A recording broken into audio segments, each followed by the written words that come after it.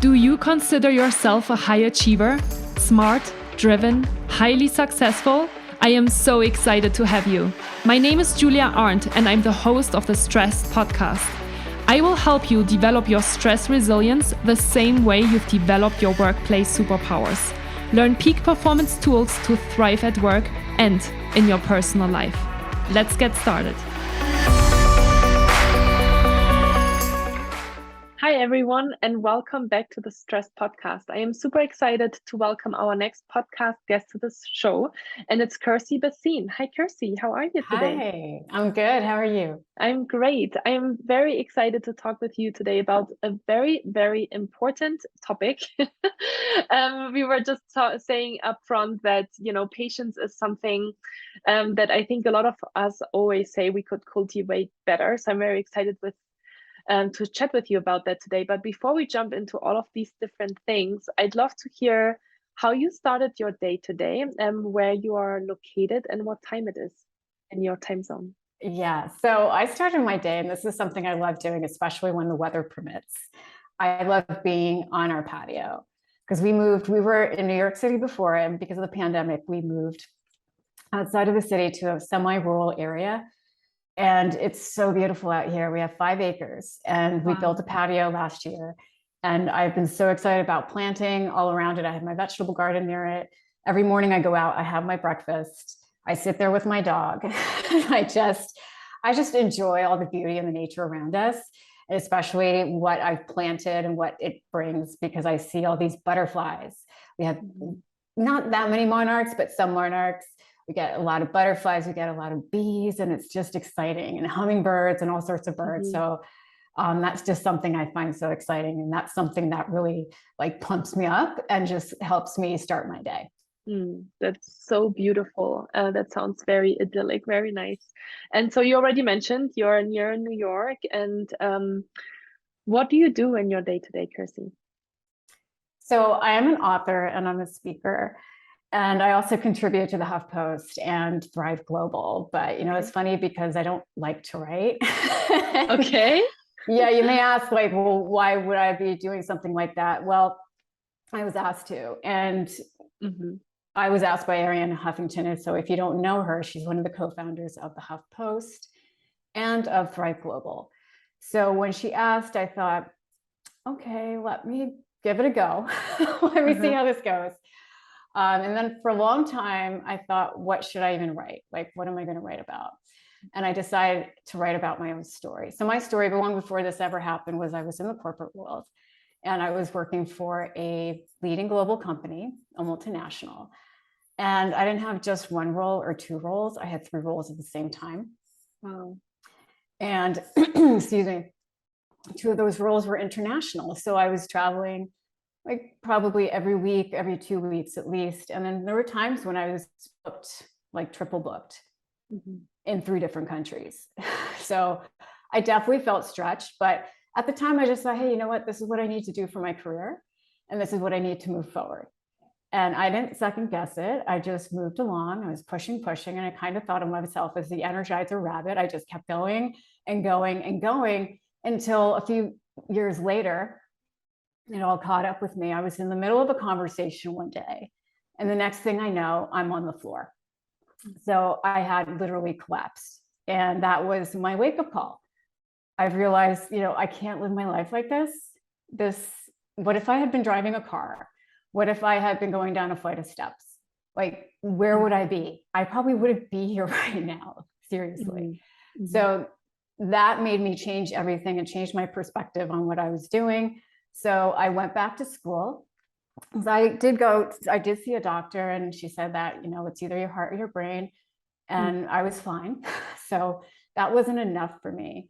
So I wanted to go back to school. I became a certified health coach. And that opened up a whole new world of looking into different types of modalities that is outside of nutrition as well.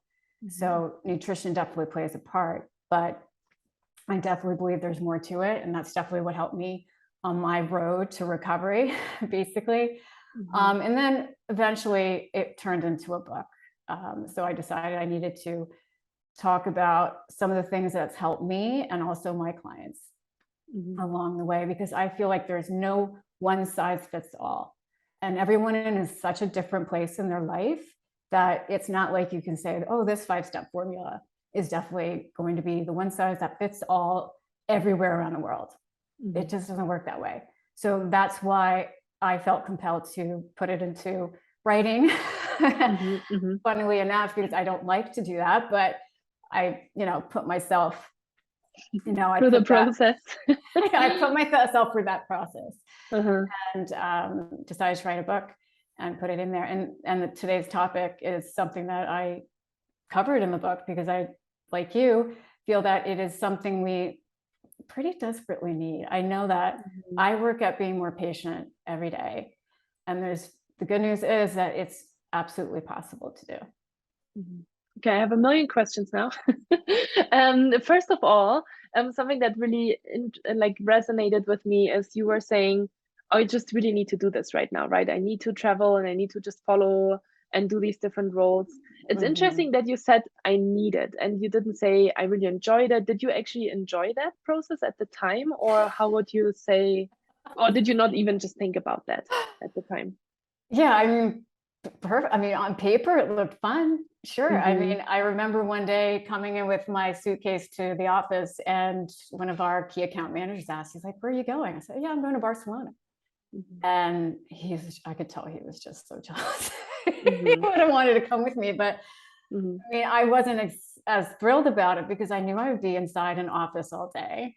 I knew that I didn't know anybody there, and except my colleague, of course, who was coming with me, so I wasn't completely alone. But I did have a chance to take like one of those double-decker buses that went around and for tourists. But it wasn't a vacation. It's not the same as going there as a tourist, and you get to relax and go at your own pace, because I had to be inside an office building and at a certain time, meet with certain people, have my, I have my, what together. Like I had to be on, like I couldn't relax, or not in the way that I would have wanted to, if I were on vacation. So in that respect, it is just like I did what I needed to do and what I felt like I needed to do. So no, it wasn't like a walk in the park when it came to that. But yeah, sure, people probably thought, though, that's fun and that's exciting. But inside, no, I felt the stress of it. I had all these symptoms that pointed to stress that I just completely brushed off. I had tightness in my chest. I had headaches. I had tension in my shoulders and in my neck. These are all signs of stress. I mean, I write it, and by the way, that first piece that I wrote for the Huffington Post, I outline all those different symptoms that you can have. I had them all. And by the way, that piece actually ended up going viral the day it was published, which I knew back then hit a nerve too, that more people feel the way I do. I'm not just the only one, that this is almost like an epidemic.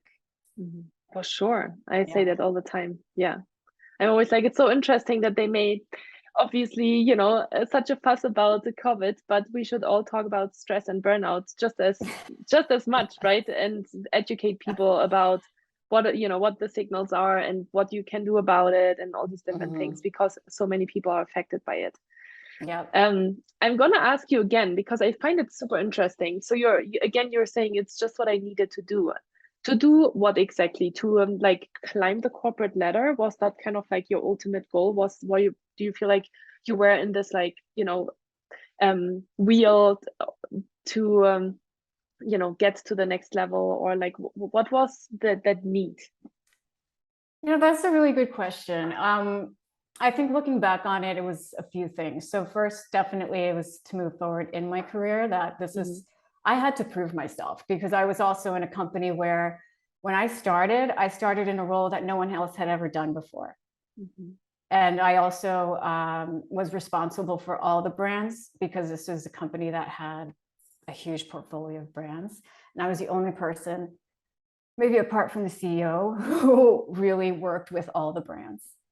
And that was one of my roles. Okay. Not all my roles were like that, but when going into it, I thought, oh my gosh, I really need to prove myself. And I came from a completely different industry. So it was a new industry for me as well. So I was starting pretty much from scratch. And I thought, okay, I need to prove myself. I want to show that I can do this. And if they're asking me to do all this stuff, then why shouldn't I be able to do it? So I didn't question it. And you know, even the people around me, a lot of the people I knew, most of my friends were also working in a similar corporate environment. And that's what you see around you, and your colleagues. Everybody's busy, busy, busy. That was like the thing to be. Like, you didn't want to show that you were not busy, because busy was not important. You know what I mean? And I think that still prevails to this day. Like, you have to show that you're an important employee, that you're busy and you're getting stuff done. So that was something that I think was behind all of this. Like, okay, this is of just this okayness to like just do what you were doing. Yeah, it's like it's normal. It's that's everybody else does it. Yeah. And at the time, at least, I didn't know how to say no, and I didn't even think to say no, because I thought, oh, sure, this sounds like an opportunity. Why not? Let me go see what it's like. Yeah. So take us back to that moment where you were like, you know, you obviously collapsed and something was going on. What happened next? Where you're like, oh my God, like this is like, I can't go on like this. Like, what happened after that moment? Well, what happened was, excuse me, I saw the doctor. And that day I also rested. So I just felt really weak, and not in a way that I had ever experienced before, and not that I'd ever remembered experiencing. So I just laid in bed and I was thinking, like, oh my God, what am I going to do? So the answer didn't come right away as to what I wanted to do, but one thing that did help me right away, because I had issues sleeping, that was another symptom of my stress, that I didn't really sleep as well, and I couldn't really even sleep that well. So what I came across was a meditation exactly that same day. And luckily for me, they had a demo, so you could listen to it right away. And I slept for 6 hours straight, something I had never done before. And when I woke up, I felt so good. I felt incredible. I was like, oh my God, this is like medicine. And it was. So I ordered that CD and that meditation like right away. I had it like expedited, because I thought, this is something I need right now. But my journey obviously continued from there, because meditation was just the first step. But eventually I came across. And I assume that you just stayed in the job for the, like, you didn't just immediately go and leave the job, right? Oh, right. So this is, you know, in another company that I was at when this happened, but the same type of pace was still going on, you know? So I still stayed in corporate for at least about 1.5 years. So during that time, I started exploring like what I wanted to do outside of that. So I started doing different types of courses, and then I came across health coaching. And that was something I came across, actually, another lady who was a health coach, and talked to her about it. And she said, yeah, you should try it. Go, you know, become a health coach. And I thought, yeah, this really makes a lot of sense. And it's something that really appeals to me, because it's more than just one facet of health. You look at all different facets.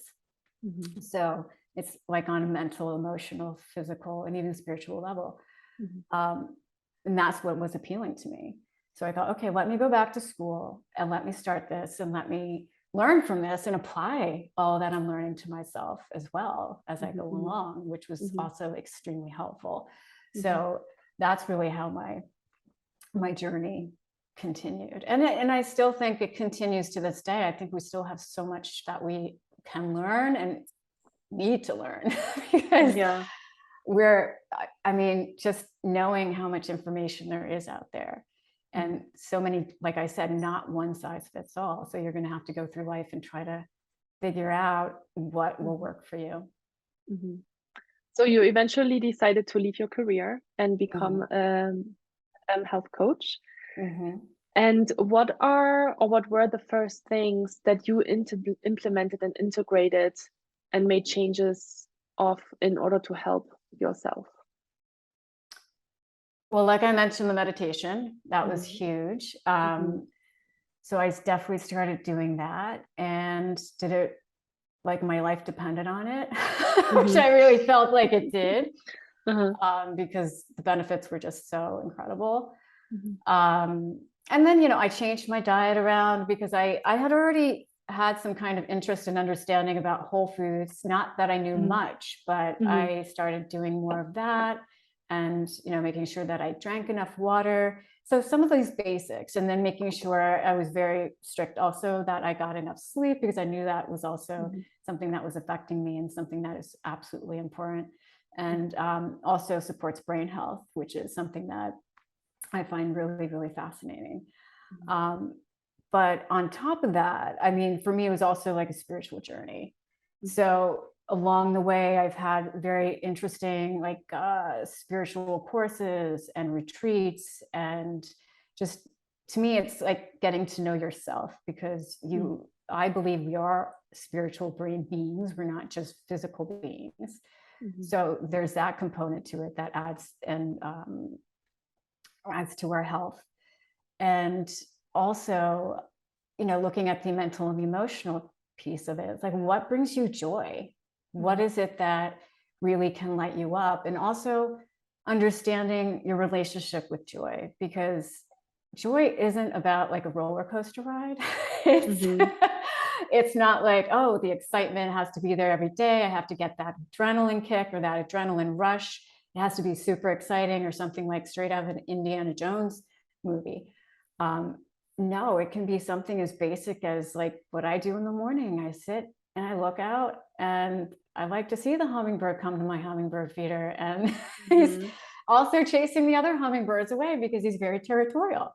But it's fun to watch that kind of stuff, and that brings me joy, you know, and learning about that, recognizing it, and being satisfied with that, because I feel like we live in a culture today where it always has to be the next big thing. Like, there's all these small little things throughout the day that can give us so much satisfaction and so much joy that we just take for granted. Right? 100%. Yeah. And you know, one thing I haven't mentioned is that my family's gone through so many different types of health episodes and issues. My dad had a stroke. This was actually before I even collapsed, and he's half paralyzed, and most of the time he has to be in a wheelchair. So even the fact that I can walk, like I think of that almost every day. I'm like, wow, I'm so grateful that I can walk with both legs, and I don't have any trouble going up and down the stairs. I can easily make my own breakfast. I don't need help, and I'm independent like that. And I think that's just a beautiful blessing. And you can go through life not even thinking about it, because it's just something so simple, or you take it as a given, but it's not always a given. My dad had no idea he was going to have a massive stroke until it happened. And then he ended up he's now in a wheelchair for the rest of his life. Yeah, I'm really sorry to hear that. Yeah, it's powerful sometimes to have that mirror right in front of us, right? Yeah. So the big question now, of course, is, you know, a lot of my listeners are working in the corporate world. Do you need to leave the corporate world and become a health coach in order to escape that, or escape burnout, or heal from burnout, or overcome burnout? I think that's a great question. There's definitely many sides to it. You know, I've worked with a lot of companies, and I've worked with a lot of corporate people, and I don't think you need to step away from it. You have to take a good look at what is it that you're looking for within a company and within a position and a function within that company. And does that meet your needs? And does that satisfy your health? Like, is this a company that will support you and also try to support your health at the same time? Not just support your career aspirations, but also is a company that is into wellness and wants to support their more than just a health fair a year. Okay, because I know there are plenty of companies who do that, And that's a good start, sure. But it's not until a company really does, I believe, more and more initiatives, and it starts from the top many times, that it has to be leadership who's into this and can set boundaries within a company and say, well, we're not going to be doing emails on the weekends, or we're not going to, or, we want to give, well, one great example is the company I worked for, ironically. I remember one office that I would visit, it was the Stockholm office. They actually had nap rooms. This was back like 15 years ago. It was incredible to me already then. They recognized, I mean, my office didn't have that. But I also wondered, I never really saw anybody there. Because even if you would have a nap room, how would your superiors look at you going in there? Like, are they going to think you're slacking off?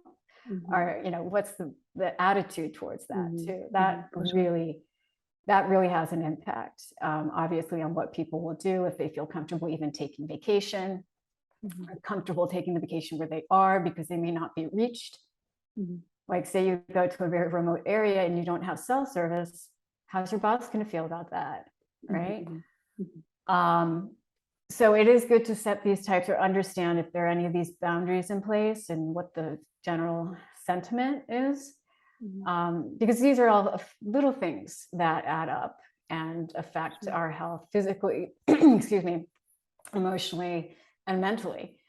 And it's about finding that good fit. So I think it's definitely possible. It's just a matter of, assessing whether this is the type of company you want to be in. Is this the type of role you want to be in? And will the company support you, not just with whatever aspirations you have regarding your career, but also your, let's say, work-life balance. I know that word isn't used as much anymore, but I think it still applies today. I think so too. Yeah, I think so too. Yeah. Really interesting. So thank you so much already for answering all of these questions. What is the book called that you wrote? I can show you. It's called Recharge. You can see that. Find joy, boost your energy, take charge of your health. Amazing. And tell us, so we want to talk obviously today about patience, because as I told you in our pre-conversation before we hit the record button, it's something that resonated super deeply with me. Like, I am a peak performer, and I've gone through different obviously experiences in my life where, in hindsight, looking back, I'm thinking now, wow, I should have just been more patient, and everything just worked out the way it was supposed to work out, right? But in the moment, you always feel like, oh, I just want to know what's happening next, or I want to have this resolved, right? And you get very anxious about certain topics. And obviously, and not just me, but I know from working with so many different people that they oftentimes tell me as well, I know I should be more patient, but it's really hard. And how was your experience with patience? Julie, I have to say, I was like you a lot in the past, more so. I mean, I still have to say I'm working on being more patient, because there are times when I realize, okay, wow, that just came up. I didn't think I would be so impatient, but I still was. So it can pop up in many ways. Obviously, I mean, I think we live in a culture where it's now. Things happen now, or they have to happen in X amount of days, X amount of weeks. So one great example, I think, comes from the weight loss industry, where they promise maybe 10 pounds in 10 days, or whatever it may be, right? There's all sorts of like protocols and diets like that. But do they always deliver like that? Maybe not. Not everyone's going to be that perfect poster child for that particular diet. So the same applies to life. Like, you can't expect to get your task done, your project done, your career, like that next promotion, in X amount of time the way you want it, because there is a gap between expectations and reality, and that's where frustration is. That's where it resides. So it's important to cultivate patience, especially, I think, for those people who are type A. I know you could say maybe like a recovering type A. And I know and recognize that there are many of that type, especially in the corporate world. because it's about getting things done. There are deadlines, and there are people kind of breathing down your back or neck, like, hey, you have to do this, you have to get this done, you have to do X, Y, and Z. And that's not just the only thing. You may have responsibilities outside of work as well that are requiring your attention, your time, and your energy. So to have patience with all of this as you're juggling it is paramount to me. Like, it's just something that I've been working at since day one. And the good news is it's possible. That there's a study that has shown that this 4-step process that I'm going to talk about works. People got results in 2 weeks. Now, you could be that person, you may not, that's fine. I'm not saying it's going to be 2 weeks, but it was very promising that people already after 2 weeks noticed that they were more patient, especially towards more challenging people in their life, because that is usually what I hear is one of the bigger problems is, how can I be more patient with her or him? Because we're all very different people, as we all know. We all have different paces and views and opinions and skill sets. Someone may be faster at something than others, and you have to be, you have to learn to accept that and work with it, right? So the process is quite simple, and it's not rocket science, but it's pretty, each of the steps can go deeper and deeper into what, write a book about each one basically. But in short, the first step is that you have to recognize your feelings and what triggered them. So what I find is a lot of people decide to brush their feelings off, move on from their feelings, and then just push them aside and not deal with it or not face them and just move on. And that's when we get really reactive, right? And that's when you can have a knee-jerk reaction, or you can have a reaction that you look back on, you think, oh God, what did I just do and say? That was not a good thing. So it's really a chance to pause. You need to really stop and take a good look, what is going on? What am I feeling? Maybe it's a physical feeling you have in your body, like a tightness, like your chest is tightening up, maybe your throat, maybe your stomach, you have butterflies in your stomach, something. And what is going on? Do you feel anxious? Do you feel stressed? Do you feel frustrated with someone or something because it's not going the way you wanted or as fast as you wanted? Then that's an opportunity to start questioning yourself, what's going on with me? Why? And then, why am I feeling this way? What am I expected to get it done by Monday? Because it's Sunday night and I'm just not getting there. Can I get more time, or just come in with what I have and hopefully that's enough and be okay with that? It's important to start really uncovering and kind of peeling back those layers and getting to know yourself a little bit more, because I feel like we're kind of like robots in a way. For sure. I think in a lot of ways, when you think of a corporate place, you don't think of it as an emotional place where you're going to display all your emotions. Maybe your frustration, sure, but and even happy moments, but you don't see all the good, the bad, and the ugly there, But that actually brings me to my second point. The second step is to control those emotions. So yes, you can feel a whole gamut of different emotions when you start doing this process. And the point is, it's not like you just let it all out and unleash everything and let the floodgates open. But you have to also understand, if you feel frustrated and angry and you want to lash out, is that really the best approach? Is that going to get you what you want? Is that going to help the situation and help? Maybe if it's with someone else, is that going to help the relationship? I mean, it's really about taking, again, that pause, pausing and taking a breath and stepping back and kind of looking at it as a third person. What would be the best way forward? Control that emotion. Try to shift the energy and the focus of that emotion to something positive. That's really key, because you can't just go step into something, because if you're going to step into an already heated situation with more heat and more fuel for that fire, it's just going to combust. It's not going to get any better. I mean, we all know that, right? It's just, a matter of putting that into practice. Like, take a breath. If anything, just take a breath when those feelings start popping up. And then the third piece is cultivating empathy for others. Because I think that's something that can definitely get sidelined a lot, because we just expect things to move on and go as we think they should, and with the ability that we could put into it, or maybe better. But that's not always the case. Everybody's different. Now I'm kind of thinking about situations with other people that can cause the impatience, where you may feel that person has to be faster, has to be more in tune, or, you know, has to be more fill in the blank. And that's just not happening. But it's important to cultivate the empathy there. Yeah.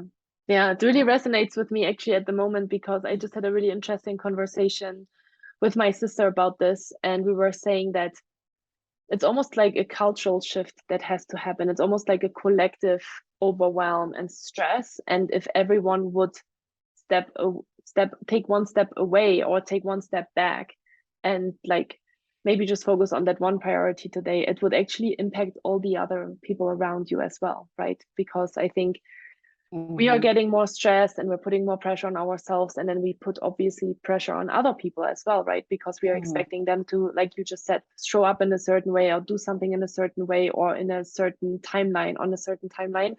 And if we, I think, you know, it's very interesting, because I am very aware of that myself. Like, as I'm observing, you know, how I'm at the moment, I'm actually preparing for a 3-week trip to Europe next week. So there's a lot of things that are happening in my life and at work at the moment. And I do have to honestly say, like, I can see how I am stressing other people, right? Because I'm like, I need to get this done and I need to get that done. And then obviously the stress that I'm experiencing because I want to get certain things done are now all of a sudden layered to the next level and to the next level, right? And so I think there's really something to be said about like cultivating less stress amongst, you know, maybe the people that you are close with, no matter if it's like, you know, obviously personal relationships, but also professional relationships. Yeah, absolutely. Whether that's stress, I mean, I don't know if you've heard, but depression is contagious in many ways. And I also believe kindness goes a long way. It's like a ripple effect. If you can be that one catalyst in the organization or in a group that will show, hey, I'm choosing to be kind in this situation, I think it definitely can shift the atmosphere and also people's thinking around. And maybe not everybody's going to feel that or agree with that immediately, but I definitely think it can definitely start a wave of more goodness and more kindness, which is something I think we could all have more of. There can't, it's almost like 100%. Yeah. Well, and it's also like, you know, people always expect the others to start, but you know, I think we oftentimes forget that it starts within ourselves and with ourselves. And you know, I have conversations like that all the time too, right? I work a lot with corporate, and people always tell me, yes, but you know, my manager doesn't do it this way, or my leader is not, you know, the best role model. And I'm like, okay, forget all of those people for a moment, you know, like at the end of the day, you always have a choice and you make that choice. And it starts with you. And that's, I think, always the harder change to make too, right? It is so much easier to point the finger and say, you need to do this and you need to do that and you need to be better at that. But then if you point that finger at yourself and really start to try to integrate the things that you want other people to do, then I think you actually see the biggest shift in your life. Oh, absolutely. 100%. I mean, people have to look in the mirror before they start looking at other people and start judging them or maybe being critical. Like, oh, well, that person may not be a whiz at Excel, but can have some wonderful skills that make them really good at what they're doing, or can help you with a project or a task that you need done. I mean, it's just, don't get frustrated about that. And I know it can be easy to do that. Like, you sit in a meeting and you think, why am I here? Like, people are just doing something here that we've all been there. Yeah, we've all been there, right? Like, why is it that it's taking so long to do this? And, you know, someone's with that PowerPoint and it's just not working, and, or, you know, whatever it may be. But again, pause and think, hey, what could I do that will help this situation, if anything? And again, empathize, because you know what? No one's perfect. No situation is going to be perfect. It's not going to end up being the way you want. So be open to how it unfolds, no matter what may unfold, the good, the bad, and or the ugly, right? Okay, so empathy is step number 3. And then what's the 4th step in the process? It's actually one of my favorites, and it Great. is, it's meditate. Yes.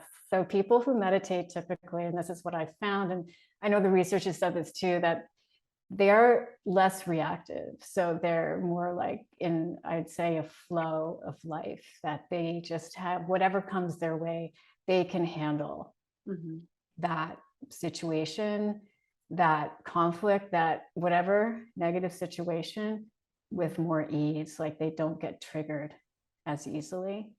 And that I can totally understand being part of this process, because it's a brain exercise. It definitely is for many people, no matter what kind of meditation you do. And there's so many, there are definitely many types of, so it's not that you have to do exactly one type of meditation to get the benefits. You may not have to do the traditional type of meditation that people talk about, where it's not maybe a class or a guided meditation from an organization or someone. But if it just gives you that benefit of meditation, which is getting you into a deeper state, a more relaxed state, then you're, you know, when you're awake and stressed, I mean, because when you're awake many times, or not many times, but that's the state that you're going to get stressed in, not when you're in a meditative state. So it's no surprise to me.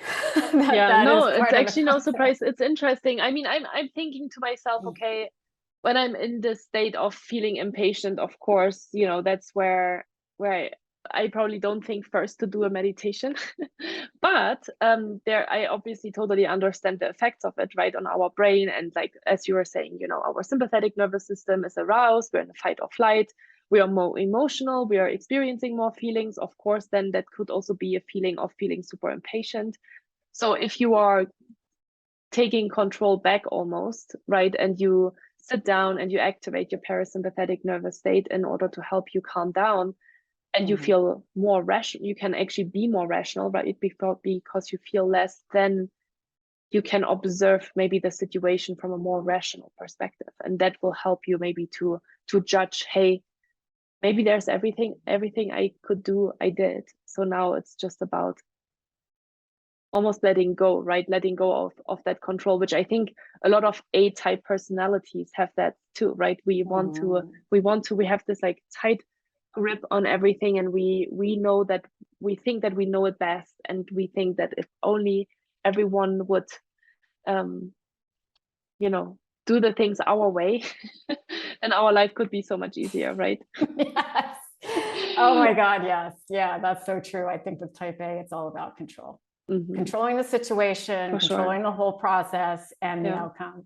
And that, I can already tell you're setting yourself up for a lot of frustration if that's the way you want to lead your life. But you know, I honestly think that it's a shift in perspective, because if you focus on the things that are in your control and you decide to do a meditation because that's in your control, right? Or you ask yourself the question, what was something, what is still in my control? What can I do, right? And to action that, I feel like then you still have the sense of control, which we love to have, but we redirect it in a more healthy way.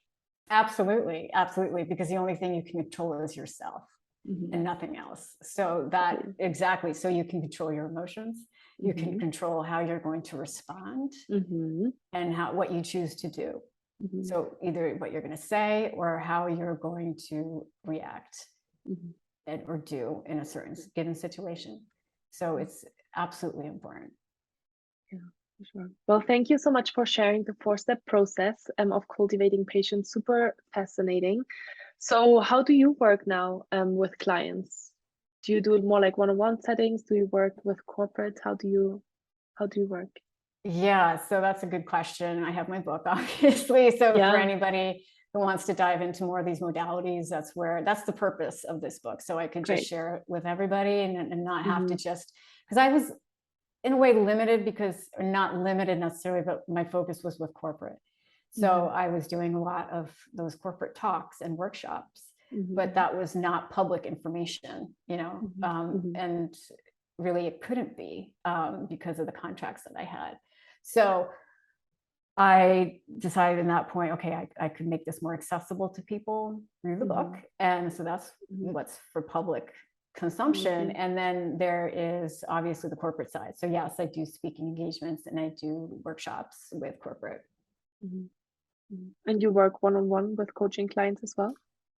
I haven't done that in a long time. It's not really something I do actively, no. Okay. So. Great. If people want to learn more about you, how can they best find you? That would actually be through my website. So you can go to my website, my first name, last name.com. That's KirsiBhasin.com. I'm not very active on social media, and there's reasons for that. I don't think it's very healthy. I actually don't have much of a presence on social media. But you may find me there once in a while, but I just have pretty strict boundaries just because I know myself, and I know that social media especially can be very addictive. So I make sure I have pretty strict boundaries around that. So you could find me there occasionally, but really the best place is my website. Okay, amazing. Well, this was such an amazing conversation. I'm really, really glad that we had you, Kirsi. Thank you so much for being here, because I think it's just so helpful to hear these stories. And you're not the first similar story, right? That my listeners have heard. Like my story is similar, and other guests that were on the podcast have similar stories. And I hope that what you're taking away today from listening to this episode is that you don't have to leave the corporate world. This is a question that I oftentimes get. Do I need to leave my job? Do I need to leave this in order to feel more joyful and happier, right? It's not always the answer. I mean, for some of us, right, for Kirsi and me, we are super passionate about talking about these topics and educating people about this, but it doesn't have to be. I really believe, and I obviously see this all the time because I do coach people on how to overcome burnout in the corporate world. I do see it all the time that you can also recover, right? And you can set better boundaries, you can have better time management, you can, really find the joy that you maybe initially had in your job over and over and over again if you're setting yourself up for success.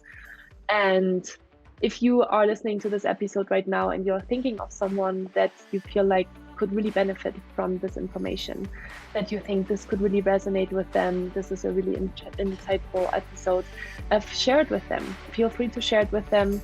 That's the easiest and cheapest way you can do to support your friend or support your coworker.